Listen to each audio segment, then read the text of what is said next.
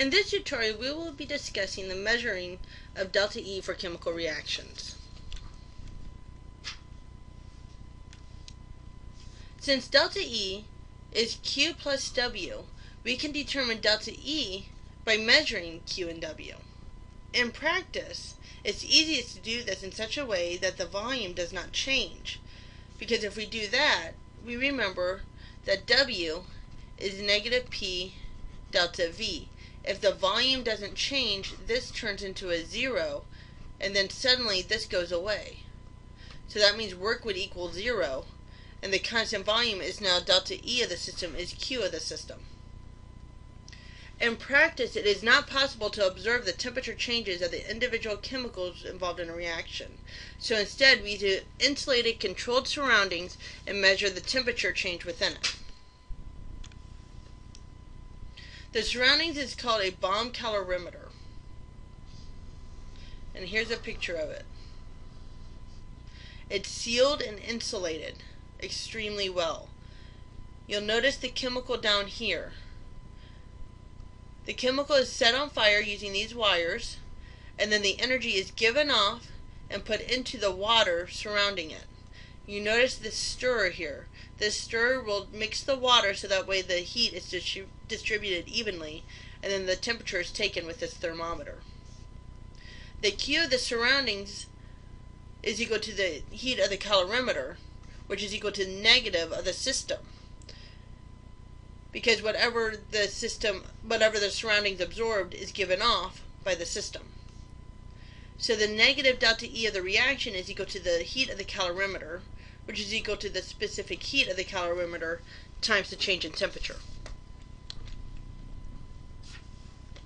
We use the bomb calorimeter to measure the delta E because the constant volume. So we discount the whole P work is equal to negative P delta V. That goes away. Let's do an example. When 1.01 grams of sugar, which is C12H22O11, with a molar mass of 342.3 grams per mole. You can find that by looking at the periodic table. 12 carbons, 22 hydrogens, and 11 oxygens. Is burned in a bomb calorimeter, the temperature rises from 24.92 grams to 28.33 grams. We're going to subtract those two numbers to figure out the change in temperatures.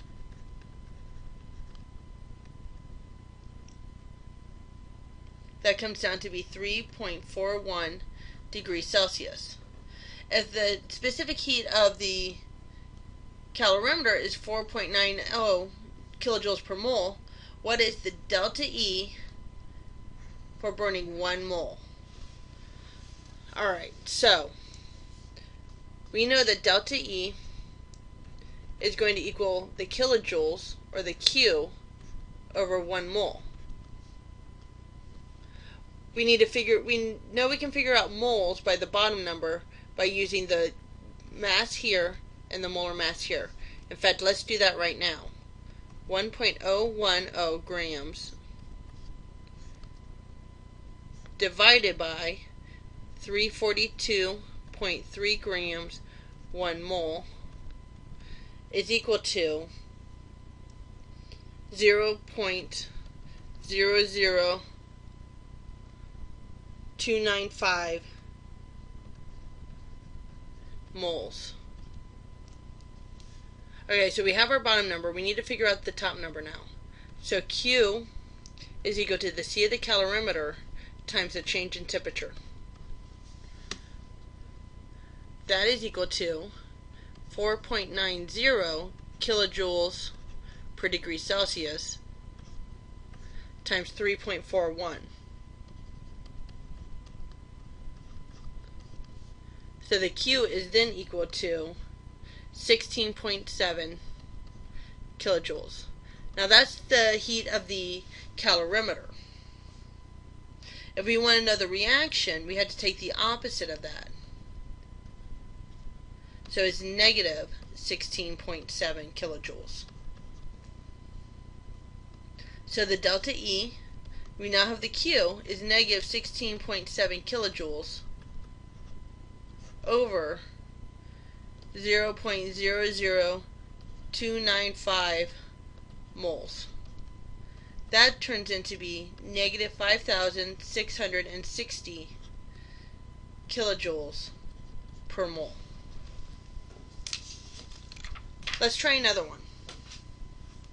When 1.22 grams of HC7H5O2, and they give you the molar mass, is burned in a bomb calorimeter, the temperature rises from 20.27 to 22.67. We can go ahead and calculate that change in temperature right now.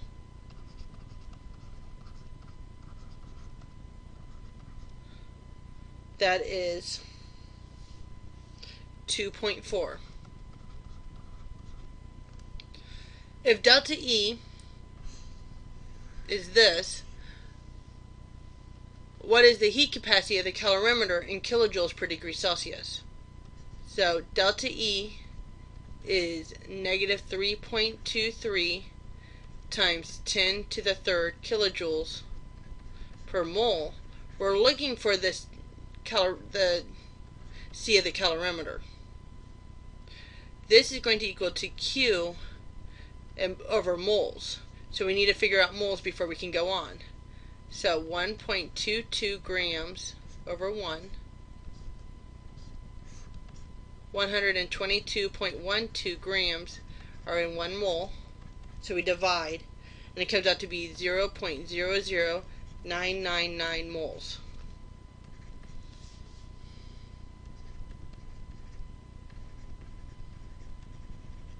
Cross multiply, and we find that Q of the actual system is negative 32.3 kilojoules.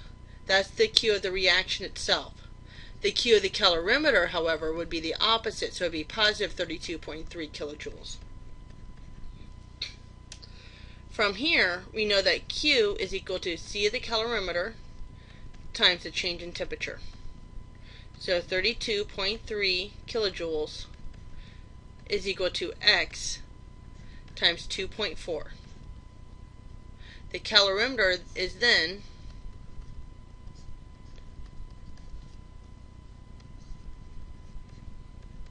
13.5 kilojoules per degree Celsius. The enthalpy of a system is the sum of the internal energy of the system and the product of the pressure and volume.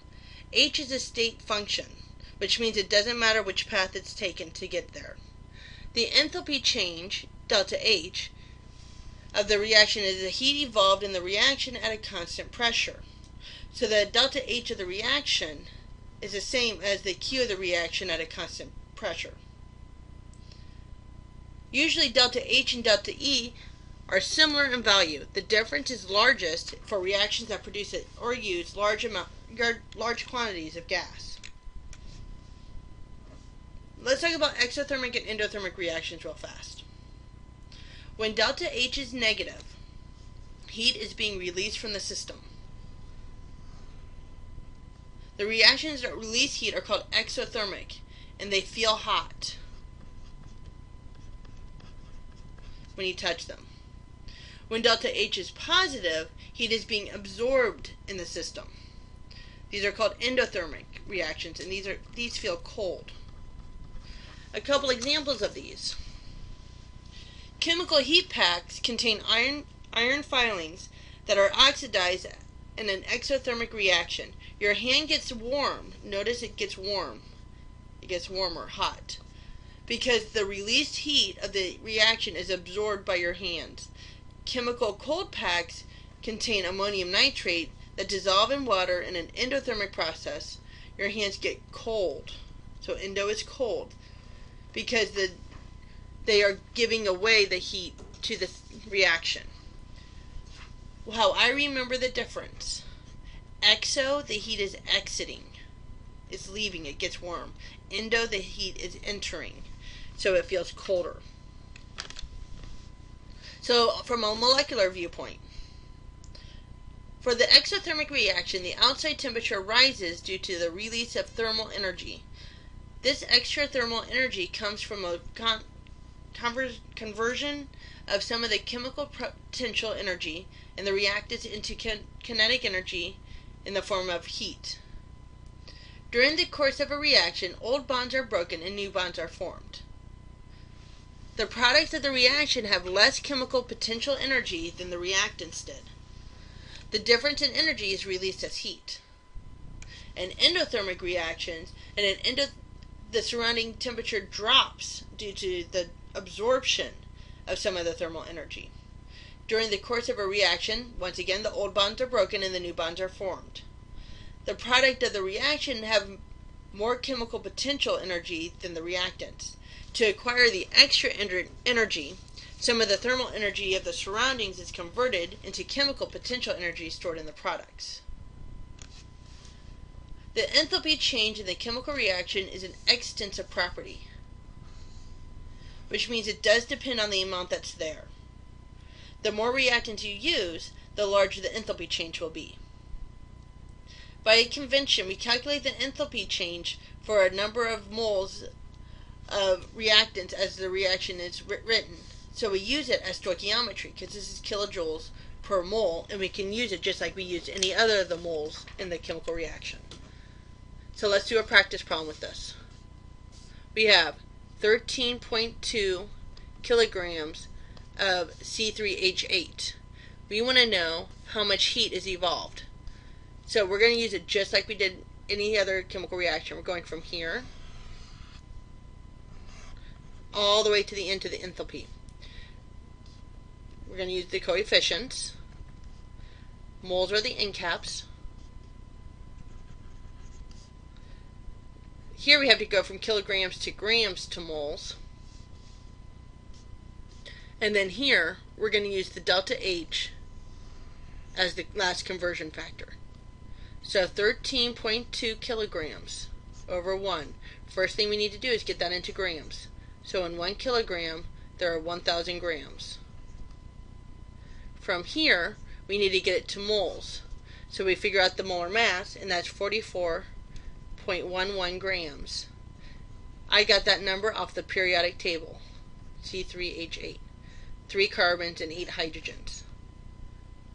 Now for every 1 mole of C3H8, there's 1 mole of energy. You can use delta H, you can use H, or whatever you want to use. And then for every 1 mole of that, we have negative 2044 kilojoules given off. So it's 13.2 times 1,000 divided by 44.1 times negative 2044.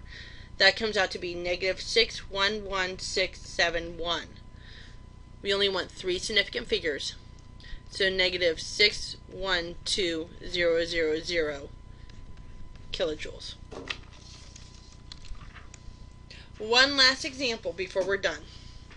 How much heat is evolved when 0.483 grams of diamond is burned? So that C plus oxygen is yield CO2. It's balanced, so we can move on. 0.483 grams to moles to delta H. So 0.483 grams